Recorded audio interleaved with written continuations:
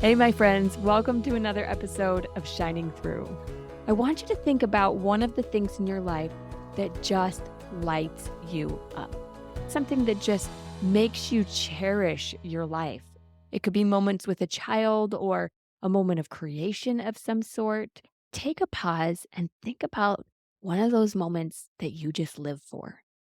One of mine is watching women just like you who are feeling stuck in their lives have a paradigm shift that opens them up to new possibilities. That moment when a light turns on in someone's eyes and they have hope again. It's so beautiful. And I have been honored to witness a lot of those moments in the last few weeks. If you didn't hear on last week's podcast, I've had some opportunities to work with a nonprofit in the community where they are helping women in need be educated, equipped, and empowered to move past struggles in their lives. I've also been invited by my church to teach a weekly emotional resilience course that they're holding for anyone in the community. It started this last week, and as I've been teaching basic principles of mental and emotional health to the amazing women like you in our community, it's been so beautiful. It's also reminded me of the power of some of the simple, basic mental and emotional health tools that we often take for granted and forget about that moment of light that we had in our lives when we started learning about new, empowering, healthy ways to live. It reminds me of a quote by Viktor Frankl. It goes like this: between stimulus and response, there is a space. And in that space is our power to choose our response. In our response lies our growth and our freedom. Let that sink in for a minute. You have stimulus, then space, then response. And when we make conscious choices in that space, that's when we find true growth and freedom. And that's my hope, that we get to create that space together, to expand it, to explore it, to engage in that space in purposeful, empowering ways. And that's why I'm really passionate about a tool that I've been taught that helps explore that space. That tool is called the model. And of course, because this is one of my favorite things, it's one of the first topics I talked about when I started my podcast over a year ago. So we're going to revisit a section I recorded from that past episode to break down the model so that you can understand it and better apply it in your life today. Check it out.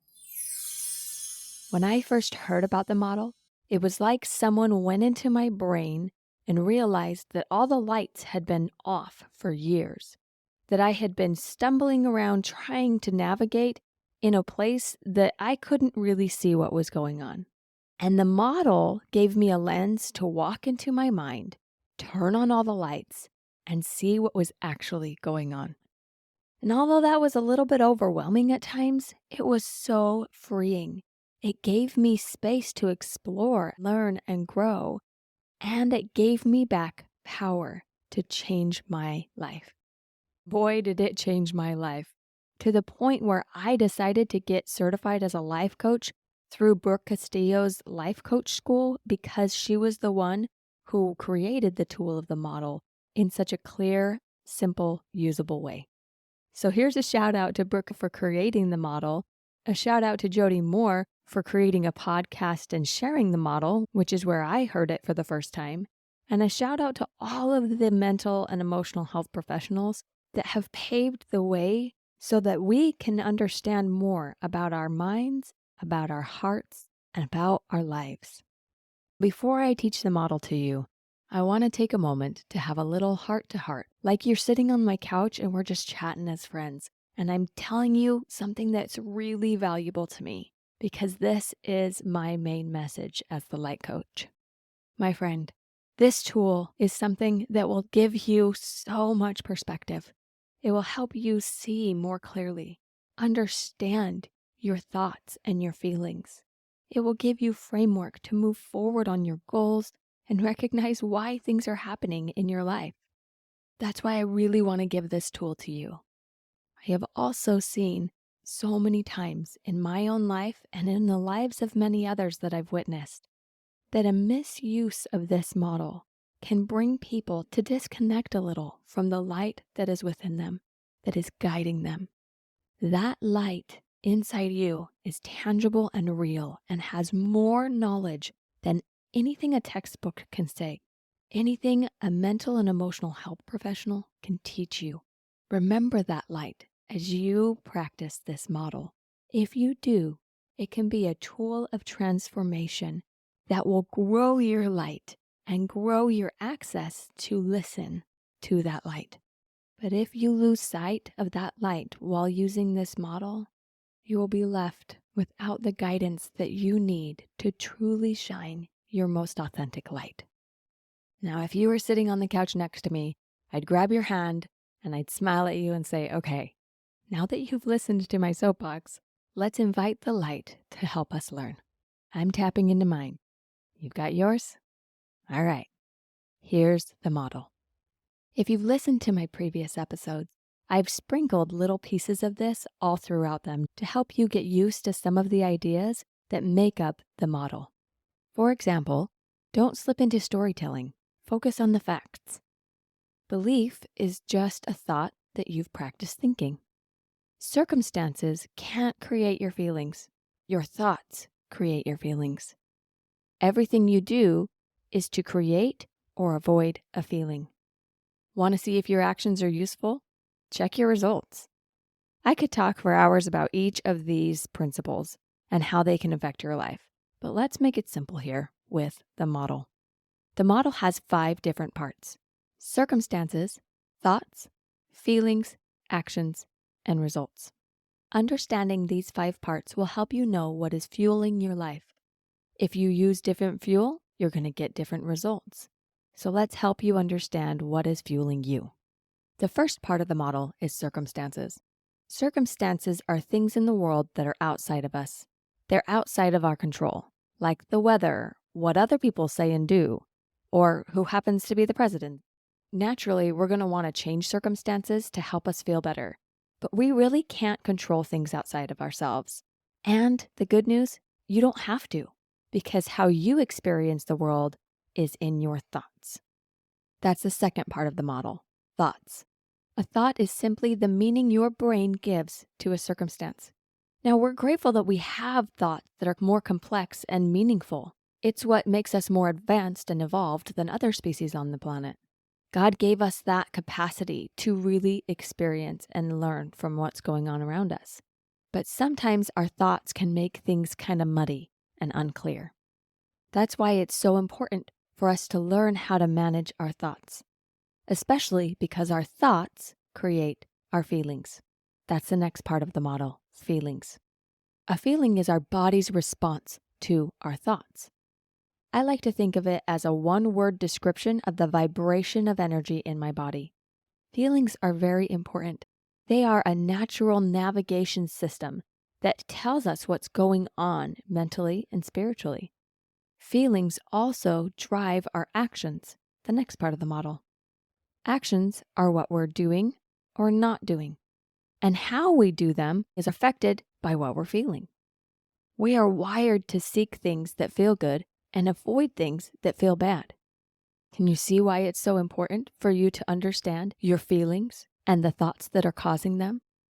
All of these parts of the model, the circumstance, thought, feeling, and action, weave together to create the last part of the model, results.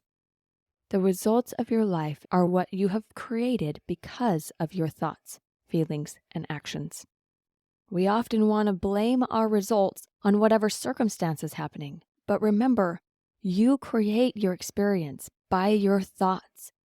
Those thoughts drive your feelings, which lead you to different actions. That is what is creating the results of your life, your models. That's why I was so excited today to teach you about the model. Learning how to use this tool to understand and create new models can be so empowering. It can help you see what's going on in your life and why. It can also show you the cause of why you are not getting the results that you want. Goals that you've been working on for years, trying this strategy and that fad diet, these 10 ways to have a better relationship, all of these action-based suggestions, forget about the thoughts and feelings that drive the actions in the first place. Let's look at a simple example to help this be a little bit more tangible. When doing a model, we want to start with the circumstance being really facty and boring. Remember, circumstances are simply the facts about the situation that are outside of your control. Now, if I say that the circumstance is that I'm in traffic, someone might interpret traffic differently than I would interpret traffic. It's not a clean model if the circumstance can have multiple interpretations. In this situation, let's say we're on the freeway and we're going 20 miles per hour. Notice right away that there's no story about what that means. There could be a million ways that people think or feel about being on the freeway at 20 miles per hour.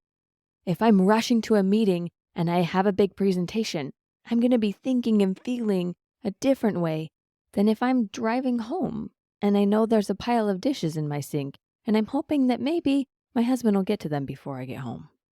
We are all dynamic people with differing values and experiences that influence how we think and feel about any situation.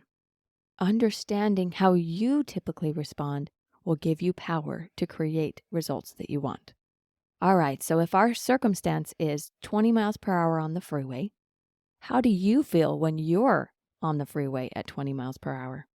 Are you a little frustrated, impatient, maybe anxious?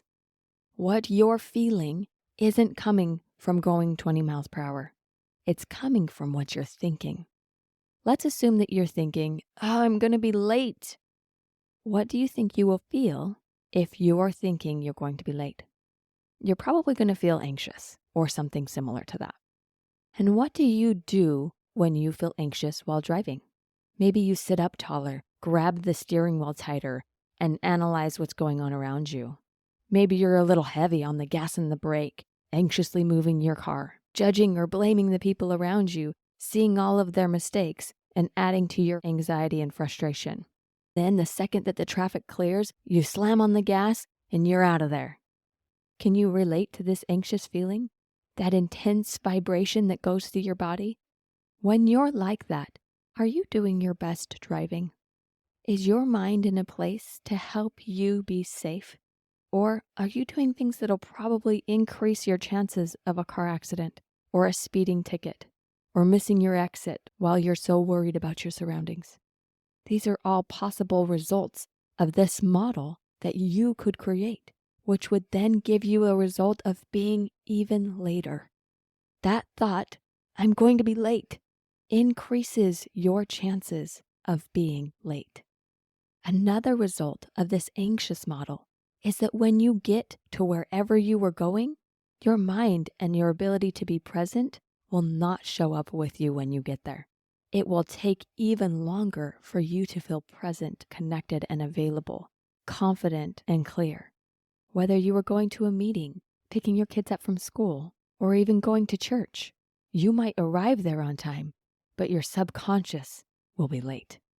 All of this is optional. If you understand how to use the tool of the model, you can recognize these patterns in your life and see that the results are not useful to you.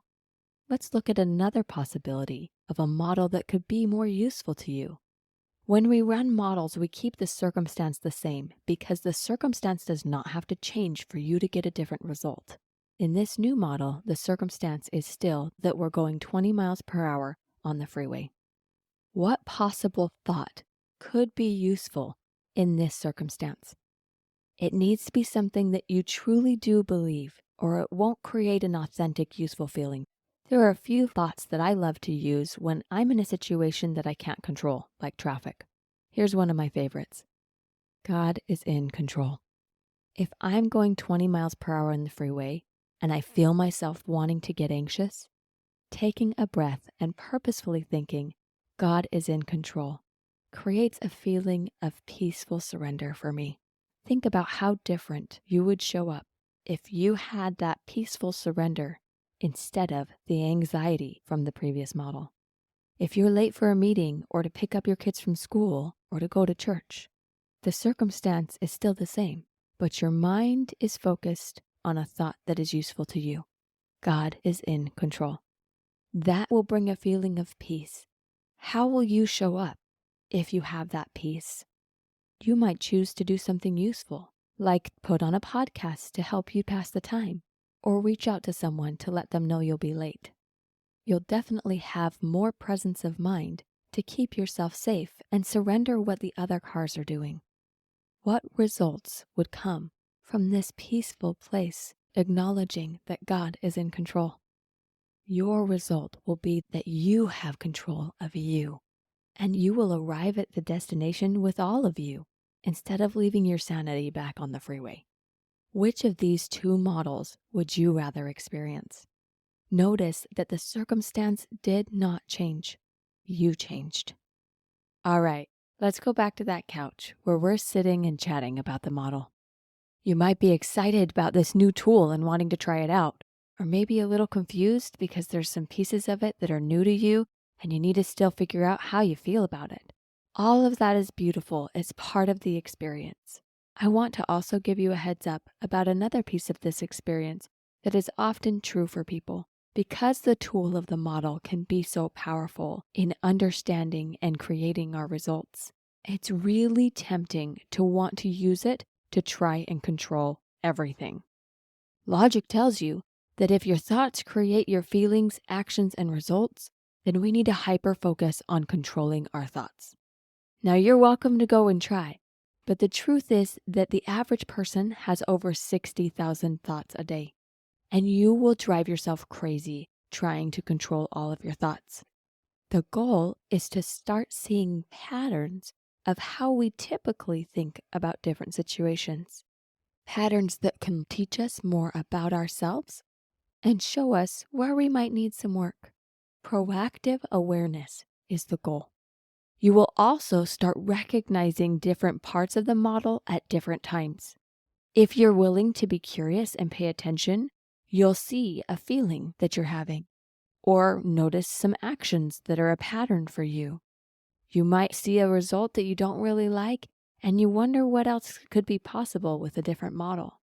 These are all beautiful ways to explore, but don't forget the light. That's where your true wisdom will come. It will guide you to know which models are creating the most damage in your life. It will also inspire you with models that you might not even realize have power for you and can help you move forward with confidence. All right, there it is, my friends. The recap of how to understand the models in your life. As I have been having these aha moments with the women in the community that have been so beautiful, I just wanted to make sure that you had this powerful tool in your life too. So get curious and see where your models are taking you. And if you want help with that process, come hang out with us in our group coaching, because we are going through models together in ways that are breaking cycles in people's lives, transforming them and helping them move forward. You deserve to move forward too, my friends, so come hang out with us. We have 2 more weeks before enrollment closes, so I hope I see you there soon. Have a blessed day. Have you heard the exciting news? We are now doing group coaching where Christian women come together 1 hour a week. We do a little mini session and then we dive in deep and see how we can transform your life.